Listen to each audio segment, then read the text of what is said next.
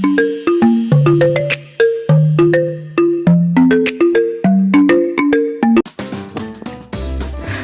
Hanging Gardens of Babylon were one of the seven wonders of the ancient world listed by Hellenic culture. They were described as a remarkable feat of engineering with an ascending series of tiered gardens containing a wide variety of trees, shrubs, and vines resembling a large green mountain constructed of mud bricks. It was said to have been built in the ancient city of Babylon near present-day Hilla Babil province in Iraq.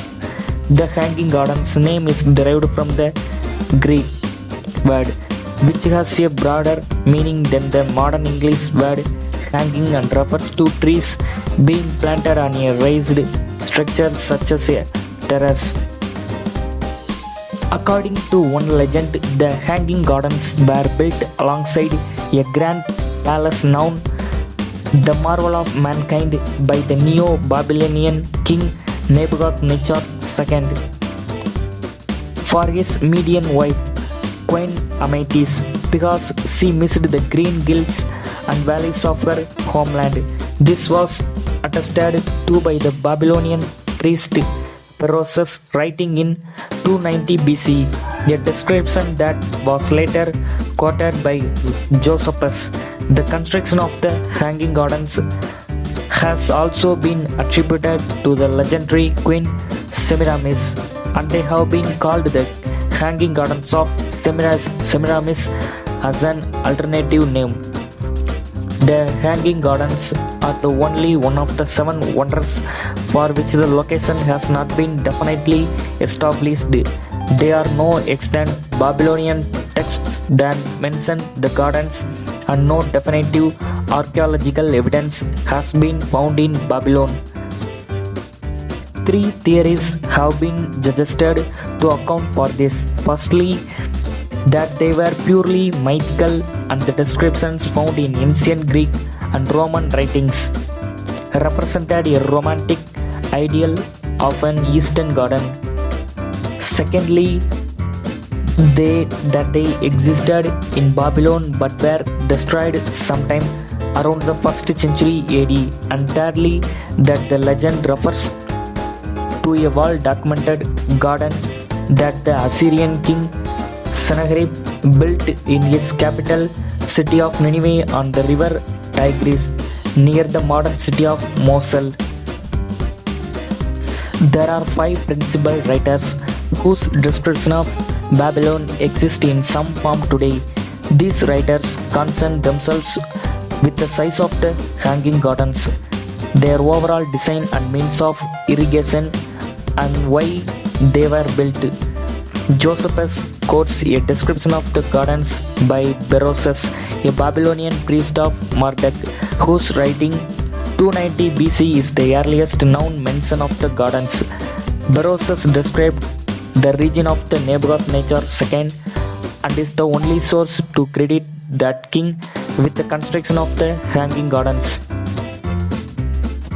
In this palace, he erected very high walls supported by stone pillars and planting what was called a pencil paradise and replenishing it with all sorts of trees. He rendered the prospect an exact resemblance of a mountainous country.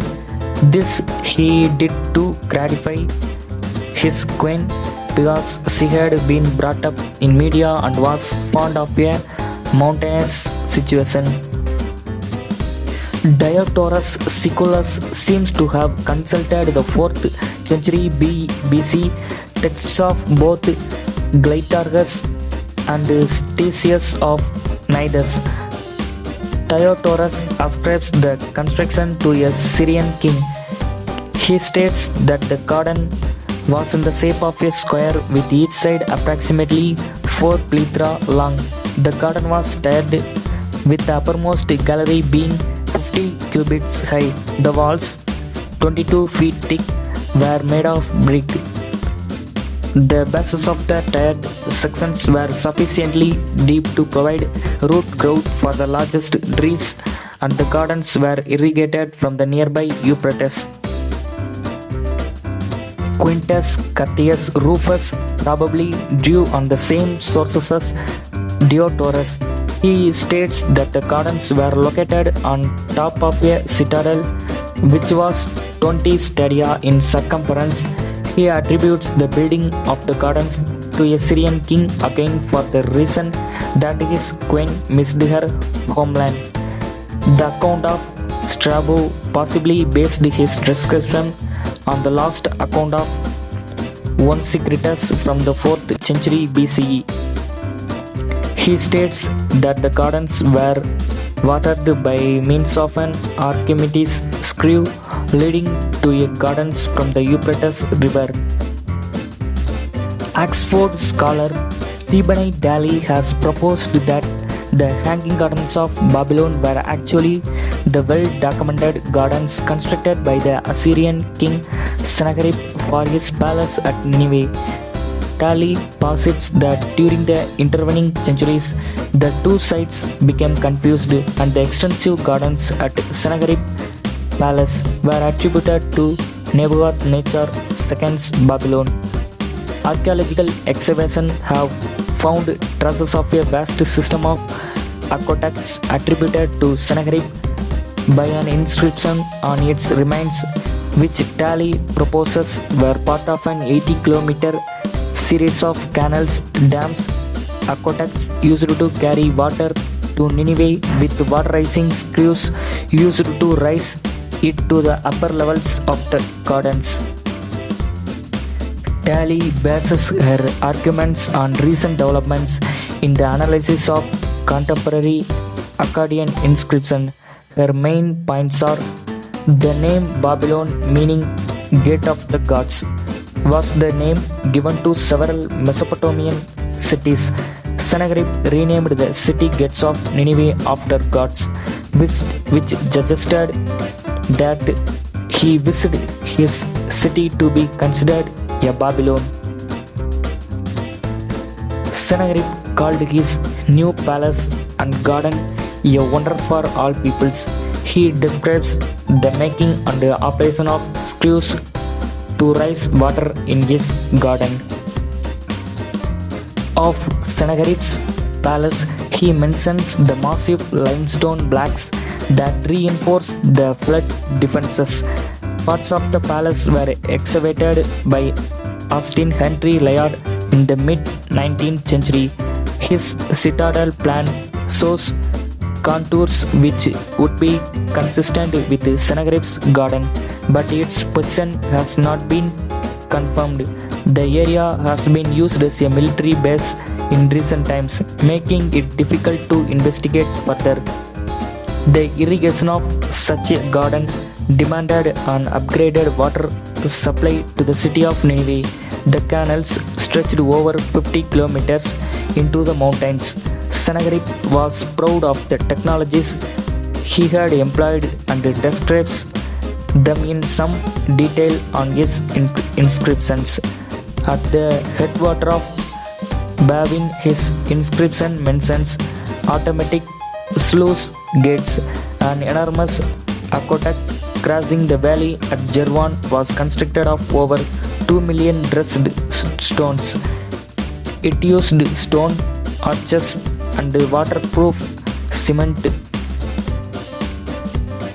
Sennacherib claimed that he had built a wonder for all peoples and said he was the first to deploy a new casting technique in Palace of the Last wax process for his monumental bronze castings. He was able to bring the water into his garden at a high level because it was sourced from further up in the mountains, and he then raised the water even higher by developing his new water screws. This meant he could build a garden that towered above the landscape with large trees on the top of the terraces, a stunning artistic effect that surpassed those of his predecessors. The gardens, as depicted in artworks, featured blossoming flowers, ripe fruit, bubbling waterfalls, and terraces with rich foliage. Based on Babylonian literature, tradition, and the environmental characteristics of the area, some of the following plants may have been found in the gardens. These are olive, common pear, fig, almond, common grape, vine, date palm.